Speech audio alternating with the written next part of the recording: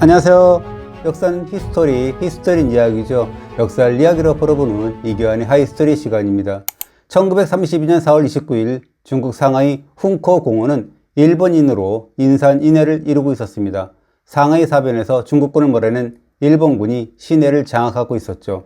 일본군은 승전 기념을 겸해서 일왕 생일인 천장절 기념식을 이곳에서 열려고 했습니다. 행사장에는 일본군 10,000명을 포함해서 상하이 거류민까지 모두 30,000명이 자리를 가득 메웠습니다.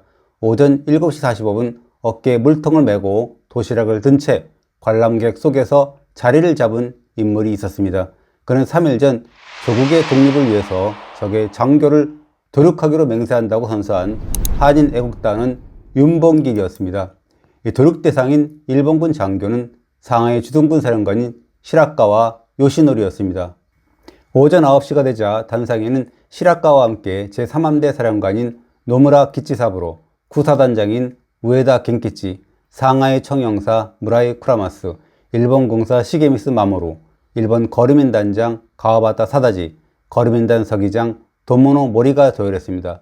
공식 행사와 함께 열병식이 끝나고 관민 결합대회가 열리던 11시 45분 무렵이었습니다. 윤봉길 의사가 자리에서 일어나서 단상 위로 물통 폭탄을 던졌습니다. 시라카와와 노무라 사이에 뚝 떨어진 폭탄은 잠시 후 요란한 소리를 내며 폭발했습니다. 중국 신문을 토대로 그날의 현장을 한번 복귀해보죠.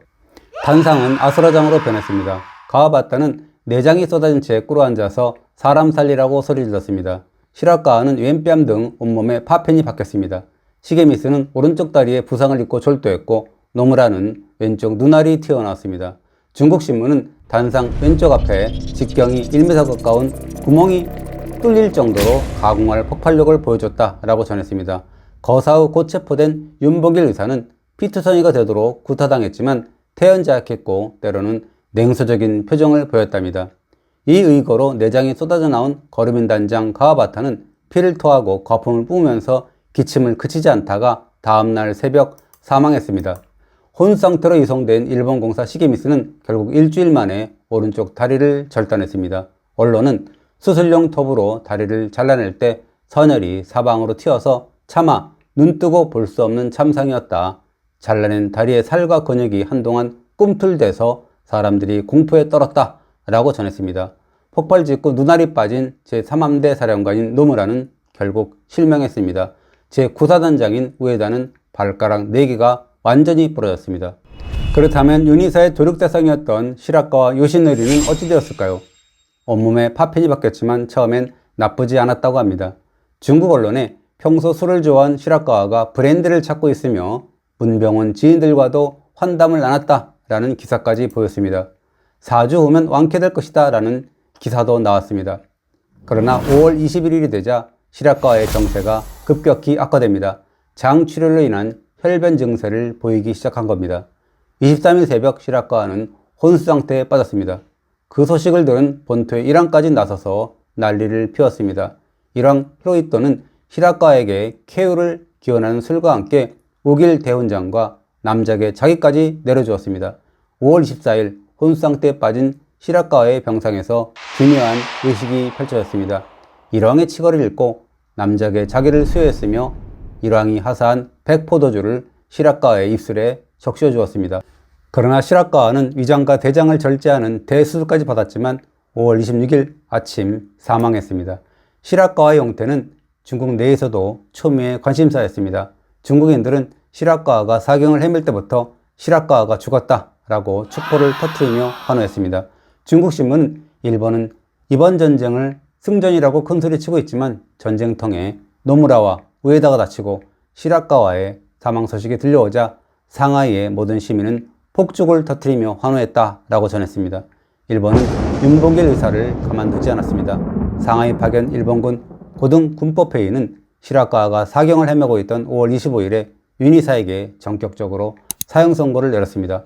이를 두고 중국신문은 일본은 시라카와의 무덤에 윤봉길 의사를 순장시키려고 한다라는 의혹을 제기했습니다. 12월 19일 일본은 윤봉길 의사의 무릎을 꿇리고 십자가에 묶은 뒤 총사령을 집행했습니다. 그것은 누가 봐도 보복적인 사형 집행이었습니다. 그렇지만 윤희사는 죽는 그 순간까지 표정 하나 흐트러뜨리지 않았습니다. 윤희사의 쾌거는 국내외에 엄청난 후폭풍을 일으켰습니다. 물론 강대국 일본 편에 서서 제국주의 입장을 대변하는 해외 언론도 많았습니다. 그렇지만 의거의 대대적인 보도 자체가 한국인의 독립 의지를 만천하에 알리는 선전 효과를 얻게 했습니다. 동정적인 여론도 있었습니다. 상하이에서 창간된 미국 주간지 밀러드 리뷰를 한번 볼까요? 이렇게 썼습니다. 훈커우 사건 희생자는 일본 정부와 관련된 요인들 뿐이다. 반면 일본이 중국에 선전포고도 없이 습격한 상하이 사변은 암살이나 다름없는 사건이었다. 그러나 이번 사건은 한인들이 일본의 압박을 견디다 못해 저항한 행동이다 라고 했습니다. 영국 신문인 맨체스터 가디언은 한국의 반일 감정이 수세기 동안 존재했으며 일본은 조선을 통치하면서 경제적, 행정적 혜택을 주지 않았다 라고 분석했습니다. 미국의 뉴욕 이브닝 포스트는 한국민이 일본 통치에 반대하고 있고 한국인이 일본에 동화되지 않고 있다라는 사실을 보여준다 라고 해석했습니다. 사실 당시 중국 내 한국 독립운동의 입지는 매우 좁았습니다. 1931년 7월 일제는 중국 만주의 만부산 지역에 이주한 한인과 현지 중국인들의 갈등을 유발하는 술책을 썼습니다. 이 사건은 걷잡을 수 없이 번져서 이곳저곳에서 중국인과 한인 노동자 간의 충돌로 이어졌습니다. 대한민국 임시정부 내부사정도 악화 일로에 접어들었습니다. 1923년 국민대표회의가 결렬됐고요. 1920년대 후반에는 해외 동포들의 모금도 거의 중단된 상태였습니다. 급기야 소수의 임시정부 고스퍼만이 외롭게 간판을 지키고 있었습니다. 이러한 상황을 단번에 역전시킨 사건이 바로 윤봉길 의사의 훈커우 의거였습니다. 만보산 사건 이후에 비등했던 중국 내 반한 감정이 말끔히 해소되었습니다. 당시 만주 지역에서 교사로 일하고 있던 독립투사 이강호는 이렇게 회고했습니다. 어느 날 중국 학교 교사가 웃는 낯으로 신문 한 장을 들고 와서 나에게 꽁시꽁시 즉 축하합니다 축하합니다 했다.